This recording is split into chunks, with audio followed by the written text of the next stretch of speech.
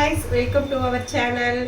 இப்போ என்ன வீடியோஸ் பார்க்க போறோம்னு பாத்தீங்கன்னா குக்கிங் vlog தான் பார்க்க போறோம். வாங்க வீடியோல போலாம். நம்ம இப்போ என்ன ரெசிபி பார்க்க போறோம்னு பாத்தீங்கன்னா சப்பாத்தி வித் எக் கறி பார்க்க போறோம். சப்பாத்திக்கு மாவு பிசைறது எப்படின்னு பார்க்கலாம். ஃபர்ஸ்ட் வாங்க.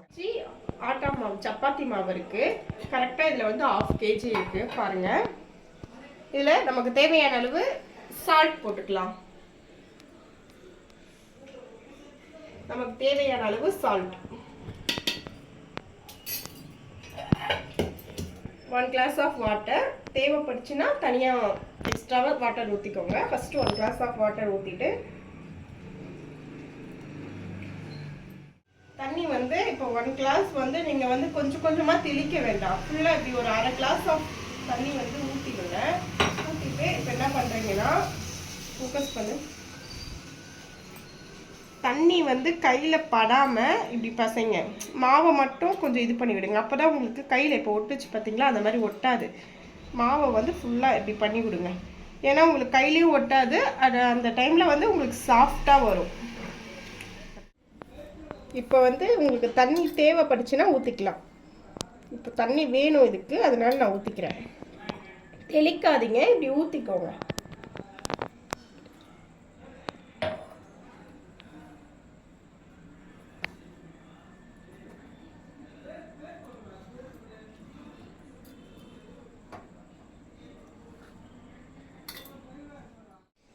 எனக்கு வந்து தண்ணி வந்து பத்தல, அதனால வந்து நான் இன்னொரு கிளாஸ் வாட்டர் எடுத்திருக்கேன். இது வந்து ஃபுல்லா ஊத்திடாதீங்க, கொஞ்சம் கொஞ்சமா ஊத்திப்பானுங்க.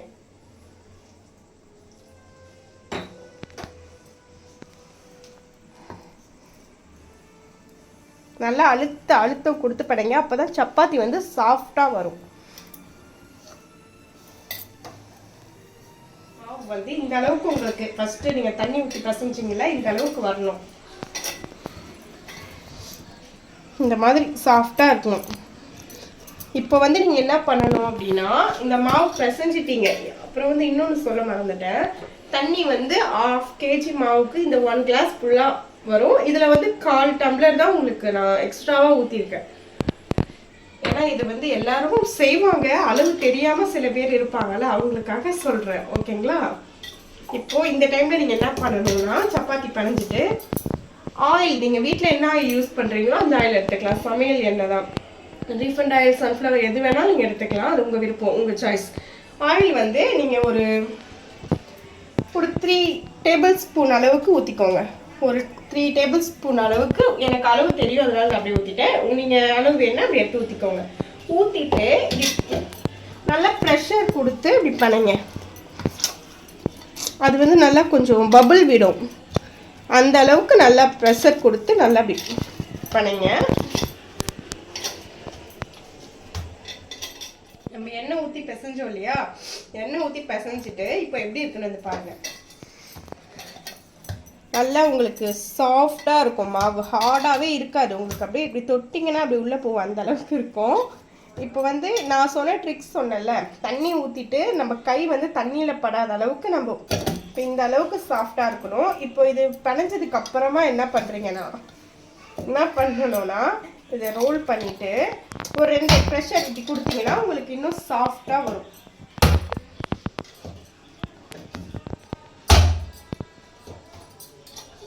அவ்வளோதான். இந்த மாதிரி ஒரு 10 times பண்ணுங்க போதும்.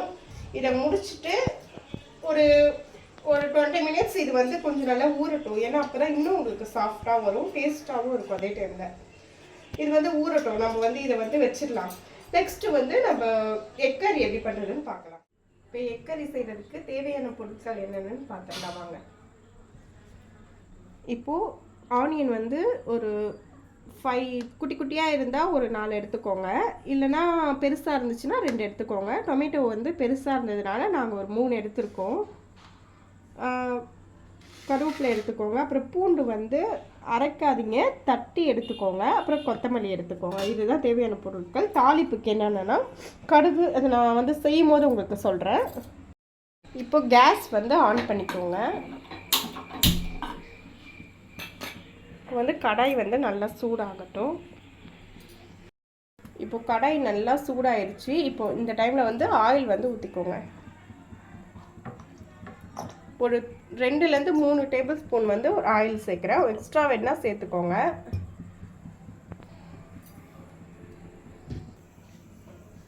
இப்போ எண்ணெய் சூடானதுக்கப்புறம் கடுகும் உளுந்தம்பருப்பும் சேர்த்துக்கோங்க. ஒரு டீஸ்பூனில் கொஞ்சோண்டு. அப்புறம் சோம்பு வந்து கொஞ்சம் சேர்த்துக்கிட்டால் வந்து வாசனைக்கு நல்லாயிருக்கும். இது ஒரு 1/4 டீஸ்பூன் சேர்த்துக்கோங்க. இதில் சேர்க்க வேண்டியது பொருள் வந்து முடிஞ்சிருச்சு, அவ்வளோதான். கடுகு சோம்பு 2ம் சேர்த்தாச்சு. இந்த டைமில் வந்து ஆனியனை வந்து சேர்த்துக்கோங்க.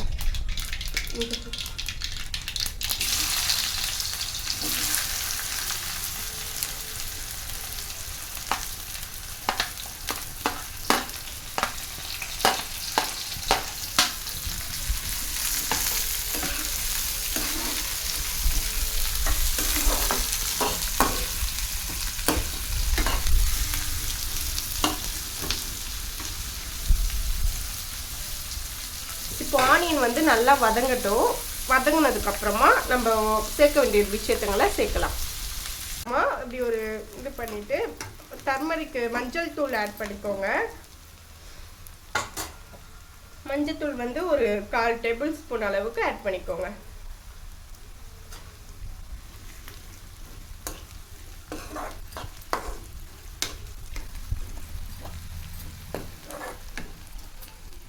வெங்காயம் வந்து இந்த அளவுக்கு நல்லா கொஞ்சம் கலர் மாறி கண்ணாடி பதத்துக்கு வந்ததுக்கப்புறம் கருவேப்பிலை, இந்த வந்து கருவேப்பிலையை அப்படியே எடுத்து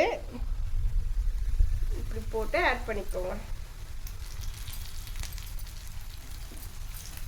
இப்போ போட்டால் தான் அதோட ஸ்மெல் வந்து உங்களுக்கு வரும்.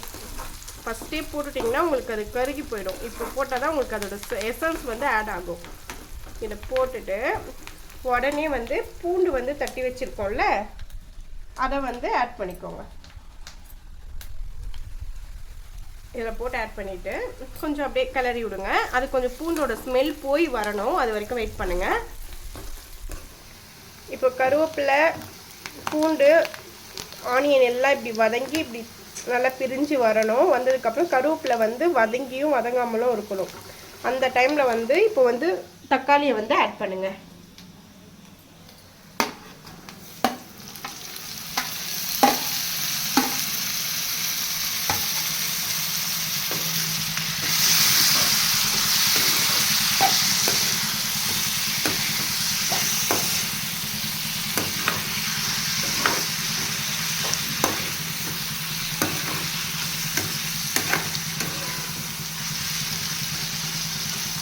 தக்காளி வதங்கிறதுக்காக உப்பு வந்து ஆட் பண்ணிக்கோங்க.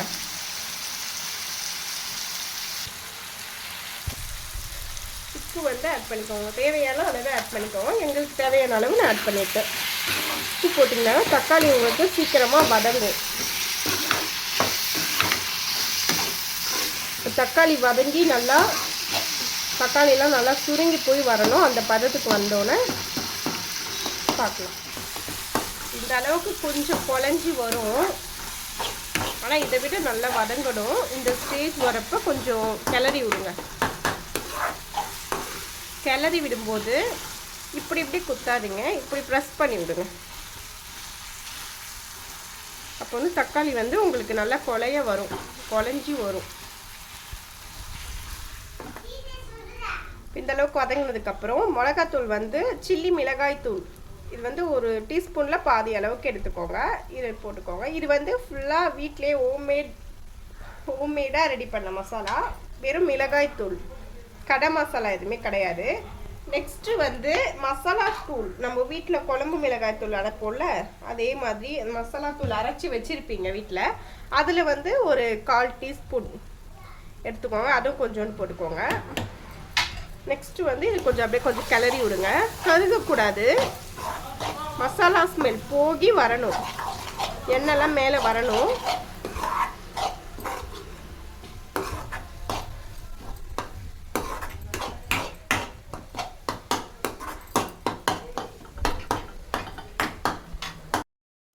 இப்போ இந்த மாதிரி வந்து பபிள்ஸ் விடும். நம்ம தண்ணி ஊற்றிருக்கோம் இல்லையா, அதுக்கப்புறம் வந்த ஸ்டேஜ் இது. இப்போ இது வந்து நல்லா கொதிச்சு கொஞ்சம் சுண்டி போய் எண்ணெய்லாம் மேலே பிரிஞ்சு வரும். வந்ததுக்கப்புறம் கொஞ்சம் திக்கான கன்சிஸ்டன்சியில் வந்துடும்.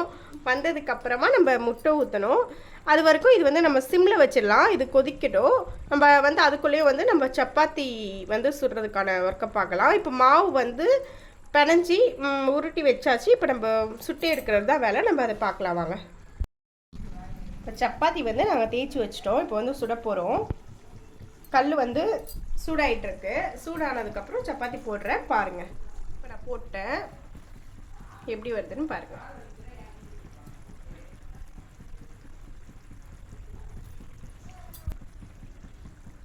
இப்போ வந்து சப்பாத்தி போட்டிருக்கேன், அது ஆகட்டும். இப்போ வந்து முட்டை தொக்கு பார்த்தீங்கன்னா இந்த ஸ்டேஜில் இருக்குது. இந்த டைமில் கரெக்டாக வந்து நீங்கள் முட்டை ஊற்றுனீங்கன்னா உங்களுக்கு வந்து கரெக்டாக இருக்கும். இந்த மாதிரி எண்ணெய் பிரிஞ்சு இப்படி மேலே வரணும். நீங்கள் மிளகாய் தூள் போட்டால் மட்டும்தான் உங்களுக்கு இந்த மாதிரி ரெட்டிஷ்ஷாக வரும். ஸோ அதை வந்து போடுங்க கம்பல்சரி. இப்போ இந்த ஸ்டேஜில் முட்டையை வந்து ஊற்றிடலாம். இப்போ அங்கே ஊற்றி வச்சுருக்கோம் பார்த்தீங்களா, இந்த மாதிரி அங்கங்கே அப்படி இப்படியே ஊற்றிடணும். அதுதான் இல்லை. இது இப்போ ஓப்பன் பண்ணால் அது வந்து இப்படி தான் இருக்கும், இந்த ஸ்டேஜில் இருக்கும். இப்போ என்ன பண்ணணும்னு பார்த்தீங்கன்னா, கரண்டி எடுத்துகிட்டு ஒன்றுமே இல்லைங்க, லைட்டாக அப்படி அது கீழே ஒட்டிகிட்டு இருக்கோம்ல, அதுக்காக இப்படி எடுத்து ஒன்றும் பண்ண வேணாம், அப்படியே திருப்பி போடுங்க. அவ்வளோதான், இப்படி திருப்பி போட்டுருங்க. இந்த மாதிரி ஒரு முட்டையாக இருக்க முடியாது, இப்படி தான் வரும். இப்படி கொஞ்சம் மசாலாலாம் இருக்கும்ல, அதெல்லாம் திருப்பி நீங்கள் பாருங்கள், உங்களுக்கு புரியும். இது கொஞ்சம் இப்படி திருப்பி போடுங்க.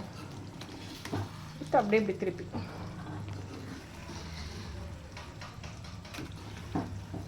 அப்படி திருப்பி போட்டுருங்க.